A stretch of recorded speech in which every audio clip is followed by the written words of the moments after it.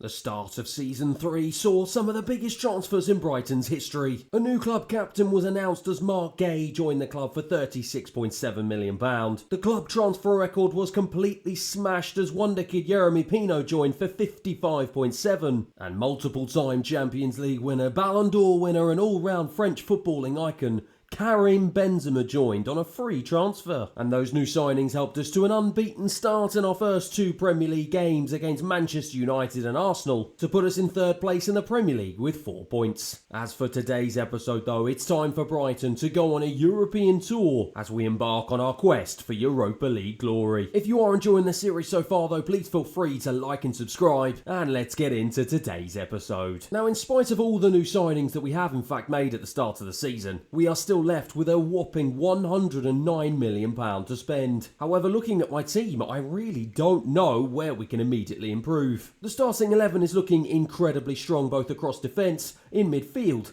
and also in attack as well. The bench is looking stronger than it ever has looked before, and with some of the best young and up-and-coming talent in world football, I'm reluctant to bring in any more big names, which might end up stunting their development. And so as we now have a shed load of games up until the January transfer window, I've decided I'm actually going to hold fire and see how we get on with all of these games. See how my squad is coping with both Premier League and European football, and then if I need to, try and make use of this £109 million then. For now though, it's time to embark on a nice long run of games, starting off with a 3-1 win at home to Brentford, courtesy of goals from Enciso, plus first goals for Mark Gay and Jeremy Pino in a Brighton shirt, followed up by a hard-fought 1-0 win at home to Wolves. And after our fine start in the Premier League, the press are gathering at the Amex Stadium as the excitement builds, as it is finally time to kick off our Europa League campaign. We've been drawn in a pretty tricky group with the likes of Real Sociedad, Copenhagen and Heerenveen, but it's one that we should feel confident enough to proceed through. And it is time to see whether or not we can do just that, as we are about to get stuck straight into the action.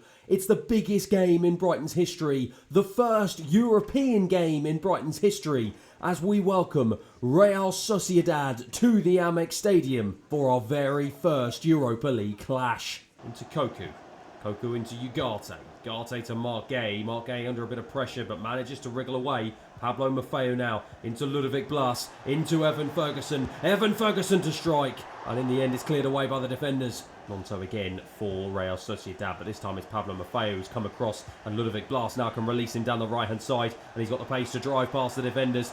Can Evan Ferguson find a position in the box so I can play it across to him?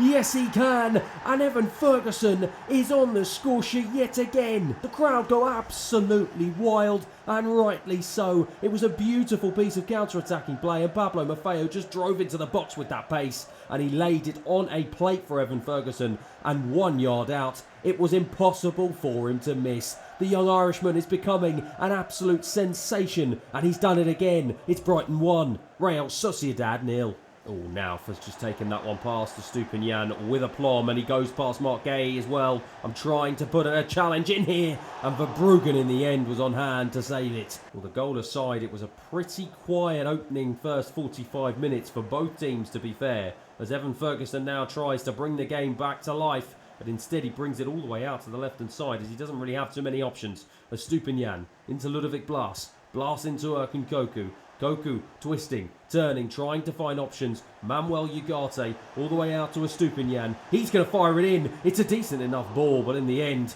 Evan Ferguson just couldn't get there ahead of the goalkeeper. Ugarte into Ludovic Blas, into a Stupinian who's got acres of space to try and pick out his man, and he does just that. And this time, it's Harvey Barnes inside the 6-yard area to give us daylight here at the Amex Stadium, 2-0. Well, our opening game in European football is going exactly according to plan. It's another pinpoint cross, this time from the other side from a Stupinian. And this time, it's Harvey Barnes who met the end of it with a powerful header, got up ahead of 2 defenders, and left the goalkeeper with no chance. And it's 2-0. Well, the goalkeeper is under all sorts of pressure here, but he manages to wriggle away from it. And now Sociedad can try and hit us on the counter-attack here. They've worked that beautifully out of defence. But Roger Ibanez, with a new lease of life this season, has come across and defended that beautifully. Out wide to Nauf again, into Mendes, back out wide to Nauf. Again, Roger Ibanez. He's just got the better of him all game. Maffeo on the right-hand side. Lovely switch of play all the way out to Harvey Barnes on the left. It's beautifully done, and Harvey Barnes is going to now find a Estupiñán, who's going to look for Ludovic Blas, and the keeper is out like a flash. Maffeo into Yeremy Pino. He's on the right-hand side, going to whip it in. Again looking for a Dingra. Just can't quite get there, but it's headed down into Maatsen. Maatsen to strike from distance, and that is why he's a defender. It doesn't matter though. Look at how much that win means to the Brighton faithful. Sociedad cannot quite believe what has hit them. In our first European game, it's our first European win. A goal from Harvey Barnes and Evan Ferguson are the two goals that separate us here at the Amex Stadium. And at full time in front of an electric crowd, it finishes Brighton 2, Sociedad 0. Well, it's a fantastic feeling winning our first ever European game. We were fantastic with possession. They won the 50-50s, and I can't fault the players for that. And look at the delight on my face as we seal a moment of history. Brighton's first ever European win. Of course, with goals from Evan Ferguson and Harvey Barnes, those two will be the ones that are going to take the plaudits away at the end of the game. But for me, our attack is built on a rock-solid defence, and this man, Roger Ibanez, was leading the charge. He looks like a man revitalised at the start of this season, having now had a central defensive partner that he's formed a wonderful partnership with, and long may it continue. However, as we move through the months of September, October and November, you can see we've got a wide variety of different results. Our Europa League campaign is on absolute fire. It's 4 wins from 4 games with 11 goals scored and just 1 goal conceded as we are sailing through to the knockout rounds. But after being thumped 3-0 in the 4th round of the Carabao Cup by Arsenal, it seems to have had a knock-on effect to our form in the league, as with 10 games played, we are sitting in just 9th place with 17 points. Fortunately for us though, we do have a game in hand, and we are only 2 points off of Arsenal in 4th place. And so with the media yet again starting to ask questions about what exactly is going on with our league form, it is time once again to take matters into our own hands, and we are doing it at the incredibly tough Anfield, as we are going to go one-on-one with the current league leaders Liverpool in a bid to try and get ourselves back in those Champions League spots. Luis Diaz on fire already, wins the ball back high up the field, and now Liverpool are in search of an opening goal here inside the opening 5 minutes. Jordan Henderson into Cody Gakpo. Oh my word, it's just over the bar. Erkin Koku fires a wicked ball out to Yeremy Pino on the right hand side, and he finds Julio Cesar Enciso with a rare start, and he makes it worthwhile. What a sensational goal by the young man. Well, he's only in because Ludovic Blas is hit with a little bit of fatigue, but my word has he made it count. What a strike from a tight angle. We got in the right channel to try and get the ball, and look at that. Alisson, you could argue, could do better. But my word, Julio Cesar Enciso will say thank you very much. So will I. It's 1-0 to Brighton. Salah for Liverpool on the right-hand side. Mark Gay again with a huge challenge. Him and Roger Ibanez have been absolutely sensational at the back for us so far this season, as Yeremy Pino finds Pablo Maffeo on the right-hand side. Look at the pace and the space he's got to drive into. He's outpowered the defender, but eventually they manage to come across and block it for a corner. And Koku will take that resulting corner and fires it in, looking for our new club captain, Mark Gay, but it's headed down and it's headed away by Luis Diaz. Ugarte will pick it up into Roger Ibanez, who strikes from distance, smashes it against the defender, and then Ugarte got the volley all wrong. Cody Gakpo, nice ball, looking for Luis Diaz over the top. Oh, and he's got ahead of Pablo Maffeo with ease, and fortunately enough, Bob Verbruggen comes out, and he can make amends for Maffeo's mistake. Gakpo into Mo Salah. Luis Diaz strikes. Oh, Verbruggen is on hand again to save us. Well, Liverpool are firing back here. They are in desperate search of an equaliser, and they are turning up the heat, the pressure here, desperately in search as Ugarte headers it clear. Only out as far as Luis Diaz, who takes that down beautifully into the box. It's bouncing around all over the place. Oh, Verbruggen with his 3rd huge save in a row. Jude Bellingham out to Luis Diaz again on the left-hand side. Fires it in, looking for Marino. It's headed down. Oh, my word. It's save number 4. Ugarte now. Oh, he's been chased down by Mo Salah as Liverpool are applying relentless pressure here towards the back end of the first half. Cody Gakpo into Marino. Mo Salah out to Klosterman. Into Marino. Back to Klosterman. This is sensational from Liverpool. And it's a big challenge in the end from Roger Ibanez. But do not tell me. I don't believe it. I think this is going to be a penalty, and I thought he won the ball, but unfortunately he got to the man first. I can't believe it, and Liverpool have a penalty. It's going to be Mo Salah who's going to step up to take here. I'm going to dive to the right. He sends me the wrong way, and frustratingly for Bart Verbruggen, who deserves a clean sheet after his performance so far in this first half, it is not meant to be. Liverpool are back in this, as it is 1-1. Jeremy Pino on the right hand side, into Enciso. Oh, lovely play into Koku. Koku across, it's well defended by De Vrij, and oh my word, Evan Ferguson can't get onto the volley, but Ugarte can. He strikes with his left, but it's easy enough for Alisson. Cody Gakpo, he's found the ball out to Luis Diaz through the channel. Roger Ibanez now is desperately tracking back, can't get there though. It's Marino for Liverpool to strike, and Bart Verbruggen is on hand to rescue us again. Can Enciso get there first? No, he can't. Gakpo does. It's Wellington now with the ball. Jude Bellingham for Liverpool. Nice play into Diaz, into Mo Salah. And Bart Verbruggen will say thanks very much for that one. Into Luis Diaz, challenged by Roger Ibanez, who brings the ball forward deep into Liverpool's half. Julio Enciso finds Karim Benzema, and Karim Benzema with a fine strike to curl it round Alisson. Well, when you need someone's experience, a man who's been in tough moments like this to step up, what a man to call upon. Karim Benzema took his time, had the composure, and just placed it past Alisson.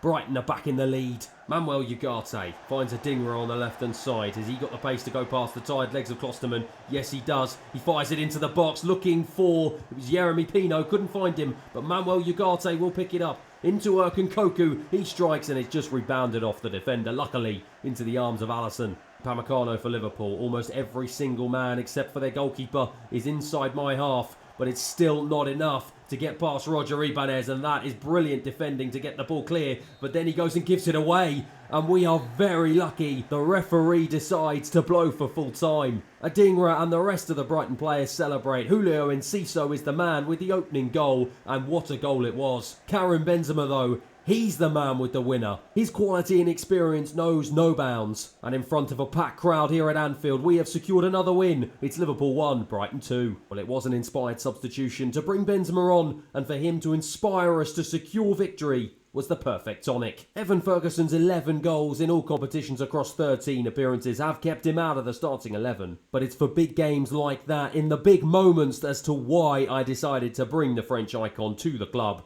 And he has repaid my faith with a brilliant goal that has secured us the 3 points. However, whilst the plaudits will go to Benzema, for me, they have to go to this man, Bart Verbruggen. At age 22, he's now up to an 82 rating, and without his fantastic saves, we would not be walking away from Anfield with 3 points. He too has also repaid my faith in him, in allowing him to become our number 1 goalkeeper. And I am now going to cement that sentiment in stone as I'm changing his number from 23 all the way to number 1. He replaces Hugo Lloris, and now he is officially confirmed as Brighton's number 1 goalkeeper. And with that win now taking us back up to 5th place in the league, level on points with Arsenal in 4th, and just 3 points off of league leaders Liverpool, I can't help but feel like our Champions League fight is again going to go down to the wire. And as we move through the remaining games across November and December, as you can see, things are actually going pretty swimmingly. Back-to-back victories and a series of unbeaten games have seen us climb up to 3rd place in the table, our highest place in the table at this point in a season,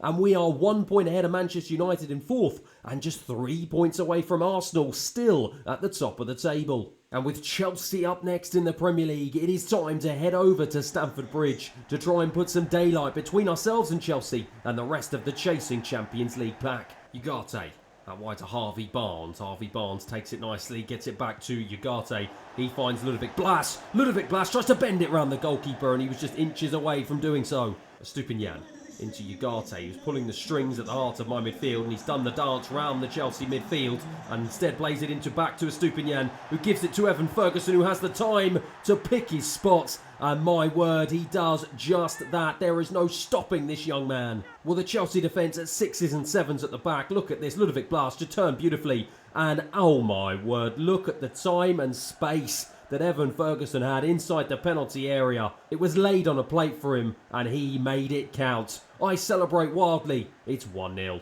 Oh, nicely done by Madueke there to just get round to Stupinian with ease, and he's got the pace and space to run into here as he's dinked the ball into the box, and in the end it's too easy for Bart Verbruggen to save. Koku finds the overlapping run of Pablo Maffeu down the right hand side. He's being chased down by Sarr, but it can't get on the end of it, but instead Harvey Barnes could.